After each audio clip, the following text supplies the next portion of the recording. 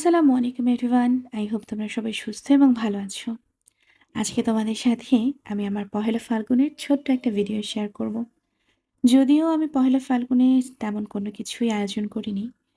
শুধু মেয়ে আর মা দুজন ম্যাচিং শাড়ি পরেছি, একটু সাজুগুজু করেছি, বাইরে একটু ঘুরতে গিয়েছি, ছবি তুলেছি। এই ছিল মূলত আমার পহেলা ফাল্গুন।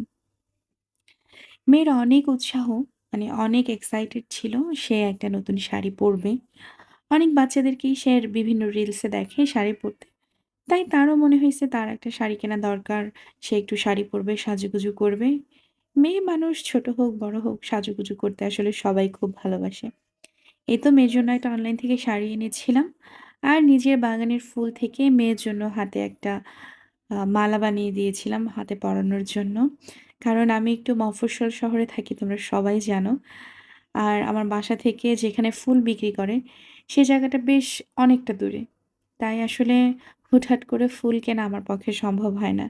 নিজের বাড়িতেই কিছু গাছ আছে, সেখান থেকেই টুকটাক প্রয়োজনীয় যে জিনিসগুলো দরকার হয়, আই মিন টুকটাক আমি ফুলগুলো ডেকোরেশনের জন্য বা আমার যদি এমনি ভালো লাগে, তো আমি আমার গাছ থেকেই সেগুলোকে ম্যানেজ করি।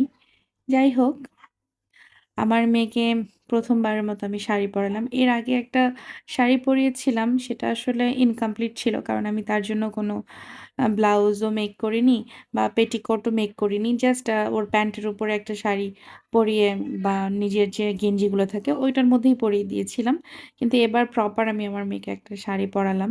তো আমার কাছেও বেশ ভালো লাগছিল। পরে আমি, আমার হাসব্যান্ড, আমার মেয়ে একটু বাইরে গিয়েছিলাম ছবি তোলার জন্য। এই জায়গাটা আমার বাসা থেকে একদমই কাছে। ৫-৭ মিনিট ডিসট্যান্স। জায়গাটা খুবই সুন্দর। এই জায়গাটা সবাই ভাইরাল রোড বলে।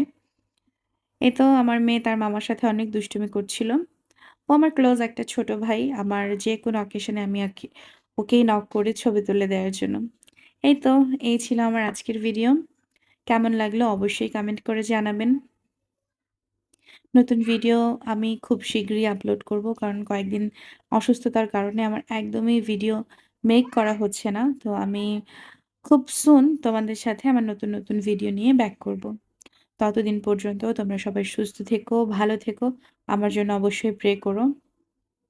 আজ এই পর্যন্তই, দেখা হবে নতুন ভিডিওতে।